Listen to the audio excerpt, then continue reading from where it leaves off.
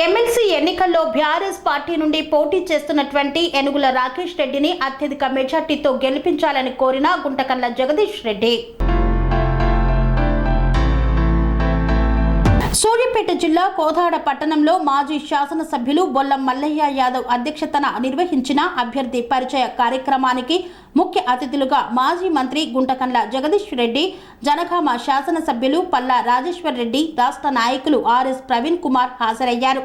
ఈ సందర్భంగా వారు మాట్లాడుతూ 10 సంవత్సరాల్లో రాష్ట్రాన్ని సస్యశ్యామలం చేస్తే కాంగ్రెస్ పార్టీ అధికారంలోకి వచ్చిన 5 నెలల్లోనే కరువును తీసుకువచ్చి రాష్ట్రాన్ని విధ్వంసం చేసిందని తెలిపారు. విద్యావంతుడు, రైతు బిడ్డ ఏనుగుల రాకేష్ రెడ్డిపై పోటీ చేస్తున్న ఊసరవెల్లి తీన్మార్ మల్లన్న ఎన్నో అరాచకాలు, బెదిరింపులు చేసి ఈరోజు ఎమ్మెల్సీ స్థానంలో నిలబడి ప్రశ్నించే గొంతుక అని చెప్పుకుంటున్నాడు. కానీ అది ప్రశ్నించే గొంతుక కాదు, కాసులకు అమ్ముడుపోయే గొంతుక అని ఆర్ఎస్ ప్రవీణ్ కుమార్ విమర్శించారు. ఎమ్మెల్సీ అభ్యర్థి రాకేష్ రెడ్డి మాట్లాడుతూ, మీ బిడ్డగా నన్ను ఆశీర్వదించి మొదటి ప్రాధాన్యత ఓటు వేసి నన్ను అత్యధిక మెజార్టీతో గెలిపించాలని అభ్యర్థించారు. ఇట్టి కార్యక్రమంలో బీఆర్ఎస్ జిల్లా అధ్యక్షులు బడుగుల లింగయ్య యాదవ్, ఎన్నికల ఇన్ఛార్జ్ కటికం సత్తయ్య గౌడ్ తో పాటు నాయకులు, కార్యకర్తలు పాల్గొన్నారు.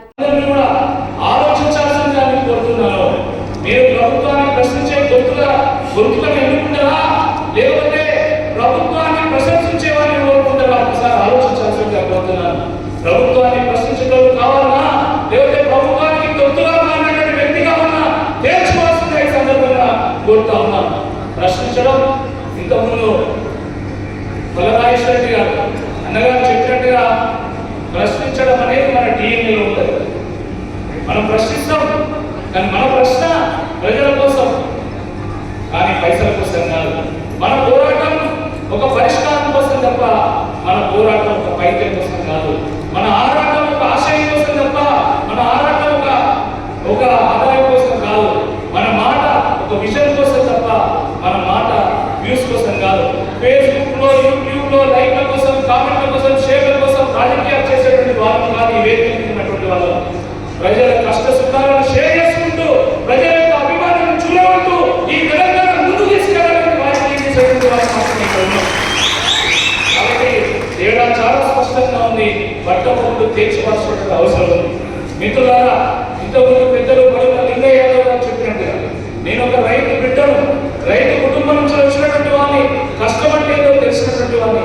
ఎంతో కష్టపడి నేను బిట్స్ జిల్లాలో చదువుకొని అక్కడ విద్యార్థి నాయకులుగా ఎదిగి అక్కడ గోల్డ్ మెడల్ సాధించి దాని తర్వాత 7 ఏళ్ల పాటు అమెరికాలో ఉద్యోగం చేసి, ఈ ఉద్యోగం వల్ల కావాల్సింది నా పుట్టిన గడ్డ రుణం తీర్చుకోవాలి, మా ప్రాంత ప్రజలకు సేవ అందించాలి, ఉడతా భక్తిగా నేను కూడా పేదరిక నిర్మూలనలో కొంత భాగస్వామి కావాలనేటువంటి ఉద్దేశంతో నేను అమెరికా నుంచి వచ్చి 2013లో నేను రాజకీయాలు చేయడం జరిగింది. నాటి నుండి నేటి వరకు ప్రతిపక్ష పార్టీలో ఉన్నా, ఈరోజు బీఆర్ఎస్ పార్టీలో ఉన్నా కూడా ప్రజల పక్షమే పోరాటం చేస్తాం, ప్రజల సమస్య మీద పోరాటం చేస్తాము. అందులో నిజాయితీ ఉంది కాబట్టి మరి కేసీఆర్ గారు 75 తెలంగాణ కళను సాకారం చేసినటువంటి తెలంగాణ తొలి ముఖ్యమంత్రి కేసీఆర్ గారు, అదేవిధంగా కేటీఆర్ గారు, హరీష్ రావు గారు, ఇక్కడ ఉన్నటువంటి పెద్దలందరూ కూడా ఇప్పుడున్నటువంటి రాజకీయ పరిస్థితుల్లో Rakesh Reddy is the right candidate అని చెప్పి అందరూ కాపాడారు. ఒకవైపు ప్రజలతో మమేకం అవుతూనే ఒక రాజకీయ పార్టీగా, పార్టీ కార్యకర్తగా నాయకుల కర్తవ్యాన్ని నిర్వర్తిస్తూనే ఇంకోవైపు నేను చదువుకున్నటువంటి చదువు 10 మందికి ఉపయోగపడాలనేటువంటి ఉద్దేశంతో నేను ఈనాడు సెక్రటరీ ఆర్టికల్స్ రాసి ఇవాళ మీరు చూసేట్లో ప్రశ్నించే గొంతు అంటే రాకేష్ లాగా ఉండాలి, కొట్లాడే నాయకుడు అంటే రాకేష్ లాగా ఉండాలి.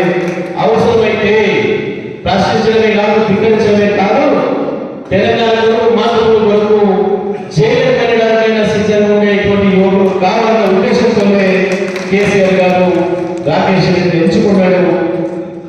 మనలాంటి ఒక సాధారణ రైతు కుటుంబం నుంచి వచ్చిన బిడ్డ కష్టపడి చదువుకొని, ఉన్నత చదువుకొని ఇవాళ ప్రవీణ్ గారు ఎట్లయితే ఉన్నత ఉద్యోగాలు వదులుకొని బ్రహ్మాండమైన డీజీపీ అయ్యే అవకాశం ఉన్నా దాన్ని వదులుకొని తప్పకుండా ఈ దేశంలో, ఈ రాష్ట్రంలో వెనుకబడ్డ వర్గాలు, దూరంగా సమాజానికి దూరంగా ఉన్న వర్గాలని ముందుకు తీసుకోవాల్సిన అవసరం, ఈ కుల సమాజాన్ని నిర్మూలించాలన్న అవసరం ఉంది అన్న ఉద్దేశంతో వచ్చిందో అదే ఉద్దేశంతో మన రాకేష్ కూడా తప్పకుండా ఉన్నత ఉద్యోగాలు వదిలి నా ఊరికి సేవ చేయాలని చెప్పి వచ్చి ఎట్లయితే పని చేస్తున్నాడో తప్పకుండా ఇటువంటి వాళ్ళను ప్రోత్సహించాలని, తప్పకుండా వీళ్ళ ద్వారానే రేపు తెలంగాణలో మనం నిర్మాణం చేసుకోవాలని, తెలంగాణకి ఏదైతే నష్టం జరగబోతుందో, ఏదైతే ద్రోహం జరగబోతుందో మళ్ళీ కొట్లాడే యువకులు ముందు పెట్టుకోవాలని చెప్పి మరి ఆ పద్ధతుల్లో ముందుకు పోవడం, ప్రవీణ్ గారు కూడా అదే పద్ధతిలో ఆహ్వానించి తప్పకుండా మీలాంటి వాళ్ళు ఉండాలి,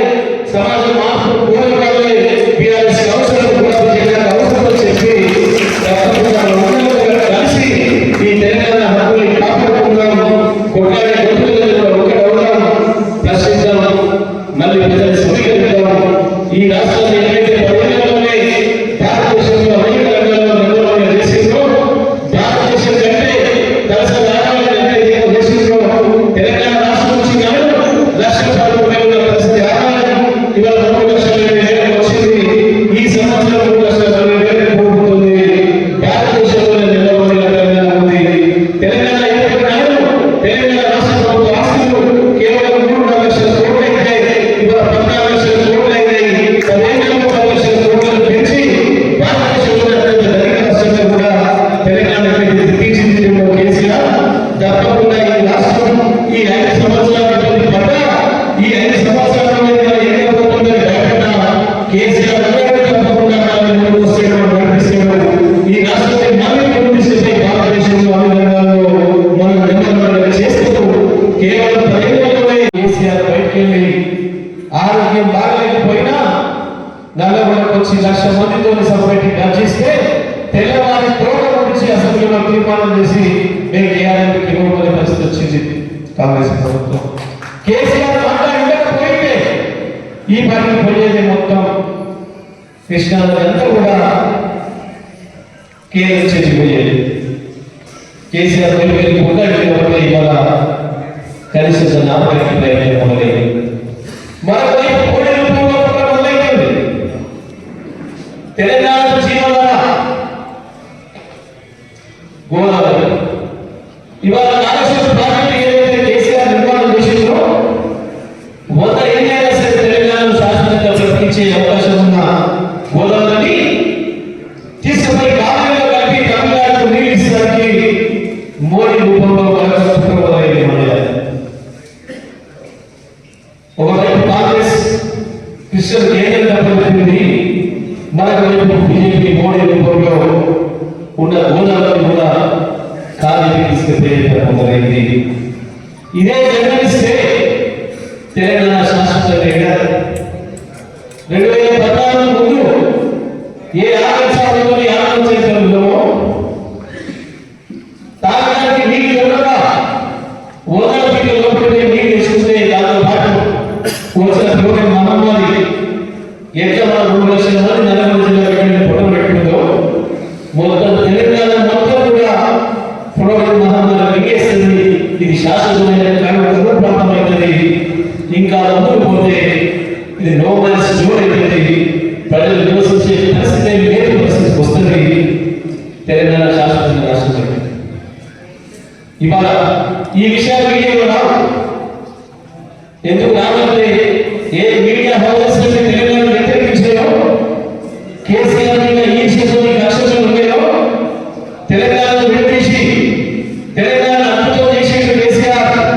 అక్కడ మా పాత తెలంగాణలో ఎన్నికల కక్షలు ఉన్నాయో ఇవాళ మీడియాలో మొత్తం కూడా ఎక్కడ కూడా ఈ విషయాన్ని పెట్టి రావడం లేదు.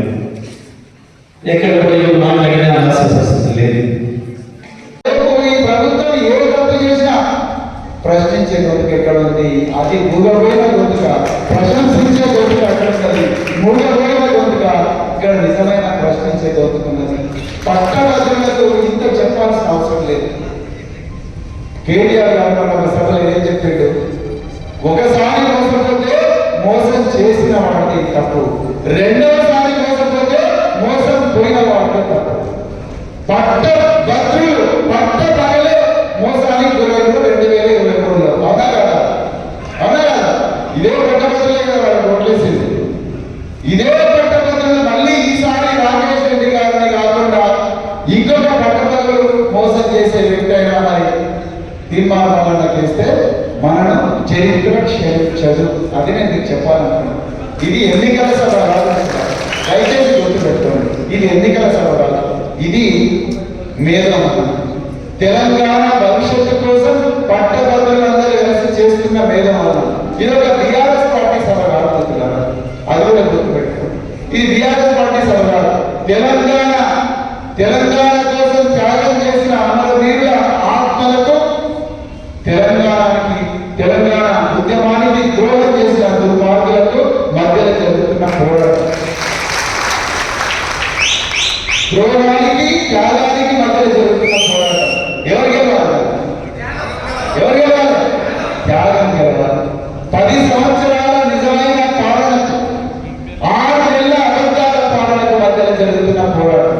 నిజానికి అబద్ధానికి మధ్యలో జరుగుతున్న పోరాటం. ఎవరు గెలవాలి? నిజం గెలవాలి. ఆశయానికి అహంకారానికి మధ్యలో జరుగుతున్న పోరాటం. నారాగా నేను ఒక్కడే బాగుంటే లాభం లేదు, నారాగా వేలాది మంది పట్టభద్రులను నాకన్నా గొప్పగా తీర్చిదిద్దాలన్న ఆశయంతో తమ్ముడు రామేష్ రెడ్డి గారు రాజకీయాలకు వచ్చిండు.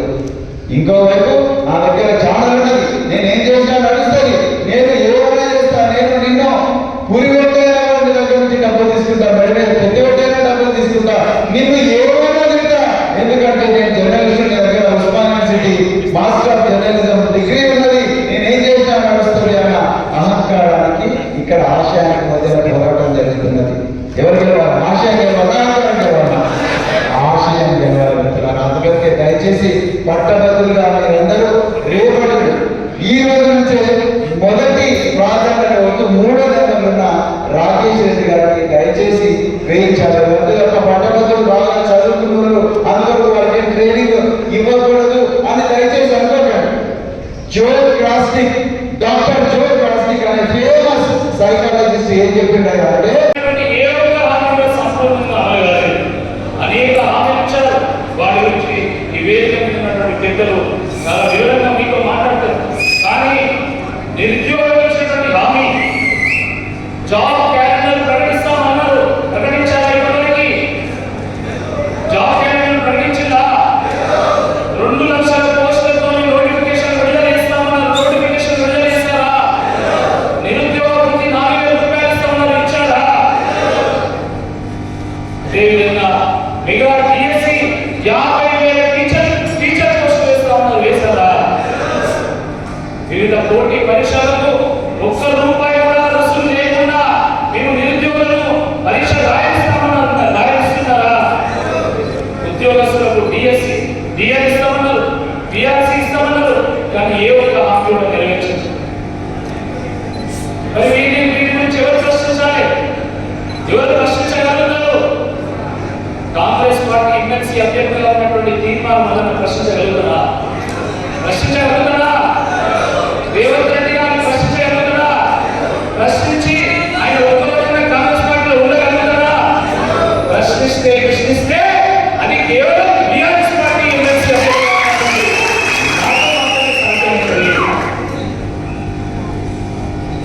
కాబట్టి ఒక అవకాశం ఇస్తే ప్రజల పక్షమై, విద్యావంతుల పక్షమై, గ్రాడ్యుయేట్ల పక్షమై, తెలంగాణ సంపన్న వర్గాల పక్షమై, తెలంగాణ పక్షమై, బీఆర్ఎస్ పక్షమై మండలంలో తప్పకుండా ప్రభుత్వాన్ని ప్రశ్నిస్తాం. ప్రభుత్వం యొక్క మెడలు ఉంచుతాం. ఈ కాంగ్రెస్ పార్టీ ఇచ్చినటువంటి హామీలను నెరవేర్చే విధంగా మన పోరాటం కొనసాగుతుందని ఈ సందర్భంగా తెలియజేస్తాం. ఏది కోరి కాంగ్రెస్ ప్రభుత్వాన్ని తీసుకొచ్చుకున్నారు. కాబట్టి ఇప్పుడు కాంగ్రెస్ పార్టీ ఎమ్మెల్సీ అభ్యర్థి ఓడిపోయిన వాళ్ళ ప్రభుత్వానికి వచ్చేటప్పుడు లేదు. ఆ ప్రభుత్వం 5 ఏళ్ళు కొనసాగుతుంది. మధ్యలో వాళ్ళు అనుకుంటే అది వాళ్ళ కర్మ, కానీ 5 ఏళ్ళ మాత్రం ప్రభుత్వం కొనసాగేటువంటి అవకాశం ఉంది. ఈ ఎమ్మెల్సీ ఓడిపోయిన వాళ్ళకి వచ్చేటప్పుడు లేదు. కానీ ఒకవేళ మన పార్టీ నుండి ఎమ్మెల్సీ అభ్యర్థిగా నేను గెలిస్తే తప్పకుండా తెలంగాణ ప్రజలకు న్యాయం జరిగే అవకాశం ఉంటుంది. తెలంగాణ వేస్తే నేను ప్రశ్నించకూడదు. ఒక ఛానల్ ఉంది కాబట్టి దాని అదే నిజంగా నువ్వు ప్రశ్నించే పొందైతే ఈ 5 నెలల్లో రైతుల గురించి ఒక ప్రశ్న వేసినావా? యువకుల గురించి ఒక ప్రశ్న వేసినావా? విద్యార్థుల గురించి ఒక ప్రశ్న వేసినావా? నిరుద్యోగుల గురించి గురించి ఒక ప్రశ్న వేసినావా, మహిళల గురించి ఒక ప్రశ్న వేసినావా, ఒక్క ప్రశ్న కూడా వేయలేదు అని ప్రశంసించారు. రాకేష్ రెడ్డి గారు కలిసి నాకు ఎట్లయితే పోతాడా నన్ను ఆశీర్వదించిందో ఏ విధంగా మొత్తం ఇక్కడ ఉన్న వాళ్ళలో ప్రతి వారం నన్ను ఎప్పుడో కలిసినట్టు నాతో సరైన సంబంధాలు ఉన్నాయి. ఆ సంబంధాలన్నింటిలో ఓటు మీరు వేసేది రాకేష్ రెడ్డి అయినా పల్లారా రిమైనింగ్ సమయం 3 సంవత్సరాలు కాబట్టి దానికోసం రాకేష్నే మామూలుగా వేయాలి. ఈ తక్కువ సమయంలో మీ యొక్క కుటుంబ సభ్యులందరికీ కూడా చెప్పాలి, మీ మిత్రులందరికీ చెప్పాలి, మీరు పనిచేస్తున్న సంస్థల్లో మిగతా వాళ్ళందరూ కూడా చెప్పాలి. సమయం తక్కువ, క్యాండిడేట్ వచ్చే అవకాశం లేదు. 34 నియోజకవర్గాలు 10 నియోజకవర్గాలు కాదు కాబట్టి దయచేసి మీ అందరూ కూడా ఖచ్చితంగా ఎవరికి వారే కథానాయకులై సైనికులై పోతారని అత్యధిక మెజార్టీ ఇవ్వాలని మీ అందరినీ చేసి ప్రార్థిస్తున్నాను. జై తెలంగాణ, జై కేసీఆర్. రాకేష్ రెడ్డి గారికి మన ఓటు, రాకేష్ రెడ్డి గారికి, రాకేష్ రెడ్డి గారికి, ఏడుగుల రాకేష్ రెడ్డి గారికి చేసుకొని అశోక్ నగర్ నుంచి దిల్సుఖ్ నగర్ నుంచి అందరూ కూడా రకరకాల నియోజకవర్గాల్లో పోయి కాంగ్రెస్ పార్టీ ఓటేయన్నారు. అదే నిరుద్యోగులు కాంగ్రెస్ పార్టీ వచ్చిన ఒక నెల వల్లే మళ్ళీ పోయి అశోక్ నగర్ లో అమరణ నిరాహార దీక్ష చేసింది. ఇది వాస్తవం, ఇది వాస్తవం. మాకు నిండా వచ్చింది. అదే చెప్తున్న బ్యాంక్ వేకెన్సీలు కళ్ళ ముందు జరిగింది. ఇక మీకు భువనగిరి చెప్పాలి. భువనగిరిలో వైష్ణవి భవేష్ని వెంకటాద్రిపేట గ్రామం మన చిలుకూరు మండలం స్టేషన్ చదువుకోవడానికి భువనగిరి వచ్చింది. అక్కడ సోషల్ వెల్ఫేర్ మాజీ సోషల్ వెల్ఫేర్ శాఖ మంత్రి గారు ఇక్కడే ఉన్నారు. ఈ 3 నెలల క్రితం భువనగిరిలో 2 అమ్మాయిలు మధ్యాహ్నం 1 గంటకు ఉరేసుకొని చచ్చిపోయారు. ఒకటే మంచం పైకెక్కి ఫ్యాన్కు చుట్టి కట్టుకుంటే చచ్చిపోయింది. దాని గురించి ఏం మాట్లాడలేదు. అదేవిధంగా సూర్యాపేటలో ఇమాంపేటలో ఒక స్కూల్ ఉంటుంది.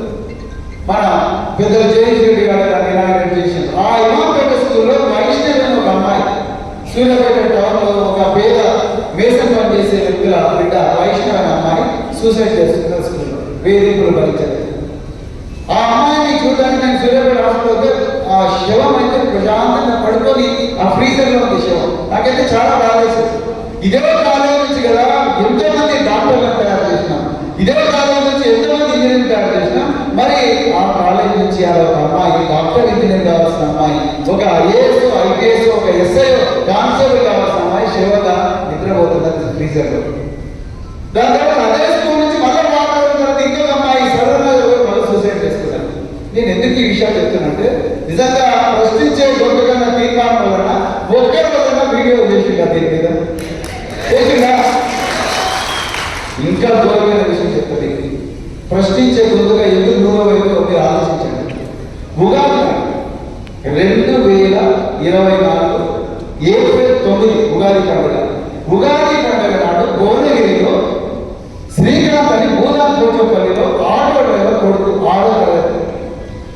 ఆ పిల్లగాడు ఆయనతో పాటు 35 మంది విషాహారం వల్ల వాంతులు విరోచనాలు వచ్చినాయి. 9వ తారీఖు నుంచి మొదలైంది. 10వ తారీఖు నాడు 11వ తారీఖు నాడు 12వ తారీఖు నాడు వరకు ఎప్పుడు కూడా పట్టించుకోవాలి. ప్రిన్సిపల్ కాలేజ్ హెల్త్ సూపర్వైజర్ ఏం జరుగుతుందో ఆమె కాలేజీలో లేదు. పిల్లలు విరోచనాలు వస్తున్నాయి. క్లాస్ రూమ్లో వెనక బెంచీల మీద పడుకొని ఉంటారు. అప్పటికి ఇంకా విద్యా సంవత్సరం పూర్తి కాలేదు. కరెక్ట్ 12వ తారీఖు నాడు లేయలేని పరిస్థితిలో అచేతనంగా ఉంటే భువనగిరి పట్టణంలో మిరకిలను ఒక చిన్న ప్రైవేట్ హాస్పిటల్ తీసుకోపోయారు. అప్పటికి కూడా ప్రిన్సిపల్ స్కూల్ లేదు. 4 రోజుల నుంచే దుమ్మకొట్టింది. ఇక చాలా వ్యక్తుల్లో బీపీ 90/60 ఉంటే అప్పుడు ఆయన తీసుకుపోయి రేపు హాస్పిటల్ పెట్టిండ్రు, చచ్చిపోయారు. నేను ప్రశ్న ఏంటంటే సంక్షేమ శాఖ మంత్రి ఎవరు ఈ రాష్ట్రంలో చెప్పండి? ఎవరు? సాక్షాత్తు ముఖ్యమంత్రి సంక్షేమ శాఖ మంత్రి, హోంశాఖ మంత్రి ముఖ్యమంత్రి, సంక్షేమ శాఖ మంత్రి ముఖ్యమంత్రి. మరి ఈ సంక్షేమ శాఖ మంత్రి ముఖ్యమంత్రి అయిన ఈ రేవంత్ రెడ్డి గారిని ప్రశ్నించే గొప్పగా తీర్మానాలన్న క్యూరియస్ ఎందుకు మూడవది ఈ విషయం? ఏనుగుల రాకేష్ రెడ్డి గారి పరిచయ కార్యక్రమం జరిగింది. చాలా గొప్పగా, చాలా అద్భుతంగా ఈరోజు పరిచయ కార్యక్రమం జరిగింది. వేలాది మంది పట్టభద్రులు వీళ్ళందరూ కూడా మరి ఎంతో బాగా చదువుతారు. రైతు కుటుంబంలో పుట్టి మరి 10th క్లాస్లో కానీ ఇంటర్మీడియట్లో కానీ ర్యాంకర్గా ఉండి తర్వాత బిట్స్ పిలానీలో చదివి ఈ దేశమే గర్వించదగ్గ గొప్ప ఇన్స్టిట్యూషన్ బిట్స్ పిలానీలో పట్టభద్రుడై అక్కడి నుండి ఫేస్బుక్, సిటీ బ్యాంక్ లాంటి గొప్ప కంపెనీలో పనిచేసినప్పటికీ కూడా వేలాది లక్షలాది డాలర్లు సంపాదించే అవకాశం ఉన్నప్పటికీ కూడా మాతృభూమికి సేవ చేయాలని చెప్పేసి 2011లో ఇక్కడికి వచ్చి రాజకీయాల్లో వచ్చిన మరి ఏనుగుల రాకేష్ రెడ్డి గారు, అదేవిధంగా ఒక మేధావి, చాలా గొప్ప పుస్తకాలు రాసిన ఒక మంచి మేధావి, మరి మంచి రచయిత, అతన్ని ఇలా బీఆర్ఎస్ పార్టీ ఎమ్మెల్సీ అభ్యర్థిగా మరి ప్రకటించడం జరిగింది. మరోవైపు మరి కాంగ్రెస్ పార్టీ 6 గ్యారంటీలంటూ మరి గారడీ చేసి అదేవిధంగా 420 అబద్ధాల మత్తుమందు తెలంగాణ ప్రజల మీద చల్లి అబద్ధాలే నిచ్చెనగా అధికార పీఠం ఎక్కిన కాంగ్రెస్ పార్టీ ఇవాళ తీన్మార్ మల్లన్న అనే ఇంకొక వ్యక్తిని మరి ఎమ్మెల్సీ, గ్రాడ్యుయేట్ ఎమ్మెల్సీ అభ్యర్థిగా మరి పోటీలో నిలబెట్టి మరి తెలంగాణ ప్రజలు, మరి ముఖ్యంగా పట్టభద్రులందరూ కూడా ఆలోచించారు. ఒక రైతు కుటుంబంలో పుట్టి ఒక గొప్ప విశ్వవిద్యాలయంలో చదివి మరి మాతృభూమి సేవ కోసం లక్షలాది డాలర్ల ఆదాయం ఉన్నప్పటికీ కూడా అది వదులుకొని, ఆ అవకాశాలను వదులుకొని ఇలా మాతృభూమి సేవ కోసం పట్టభద్రులను తనకన్నా గొప్పగా తయారు చేయాలనే ఒక పవిత్రమైన ఆశయంతో వచ్చిన రాకేష్ రెడ్డి కావాలా, లేకపోతే మరి ఒక చిన్న ఛానల్ పెట్టుకొని, క్యూనిస్ అనే ఛానల్ పెట్టుకొని ఆ ఛానల్ ద్వారా ప్రజలందరూ కూడా వేధిస్తూ, ప్రజాప్రతినిధులను వేధిస్తూ మరి ముఖ్యమంత్రుల మీద లేకపోతే మహిళా ప్రజాప్రతినిధుల మీద అసభ్యకరమైన మరి పోస్టింగులు చేస్తూ, మార్ఫింగులు చేస్తూ మరి 56 కేసుల్లో నిందితుడై దాదాపుగా 70 రోజులు జైల్లో ఉన్న తీన్మార్ మల్లన్న గారు కావాలా, ఇలా తెలంగాణ పట్టభద్రులు ఆలోచించుకోవాల్సిన అవసరం ఉన్నది. ఎవరి చేతుల్లో మన భవిష్యత్తు భద్రంగా ఉంటుంది, ఎవరి వల్ల మనకు ఉద్యోగ అవకాశాలు వస్తాయి, ఎవరి వల్ల మన జీవితాలు బాగుపడతాయి, ఎవరి వల్ల మన పేదరికం నుంచి మనకు విముక్తి దొరుకుతుంది, ఎవరి వల్ల ఇంతవరకు విముక్తి దొరికింది. 1,00,000 రూపాయల తలసరి ఆదాయం నుంచి 3 లక్షల రూపాయల తలసరి ఆదాయం ఎవరి వల్ల వచ్చింది, ఎవరి వల్ల ఈరోజు మన బిడ్డల ప్రాణాలు పోతున్నాయి, ఎవరి వల్ల సంక్షేమ పాఠశాలలు పూర్తిగా అడుగంటున్నాయి. సో ఇవన్నీ కూడా తెలంగాణ పట్టభద్రులు ఆలోచించుకోవాల్సిన అవసరం ఉన్నది. మరి సంవత్సరానికి ఒకసారి క్యాలెండర్, ఎవ్రీ ఇయర్ క్యాలెండర్ ఇస్తామన్నారు, టెట్కు ఫీ పెట్టమని చెప్పారు. అదేవిధంగా చాలా ఉద్యోగాలు బ్యాక్లాగ్ లేకుండానే భర్తీ చేస్తామన్నారు. జీవో 46 గురించి కోదాడ బిడ్డలకు ఎంతోమంది ఘోరంగా అన్యాయం జరిగింది, మరి దాని మీద కమిటీ చేస్తామన్నారు. ఎక్కడ పోయింది జీవో 46 కమిటీ? మరి కమిటీలో ఏం నిర్ణయాలు తీసుకున్నారు? డిఎస్సి 2008 మీద ఏం నిర్ణయాలు తీసుకున్నారు? జీవో 317 మీద ఏం నిర్ణయాలు తీసుకున్నారు? వాటి గురించి ఈరోజు తీన్మార్ మల్లన్న ప్రశ్నించగలడా?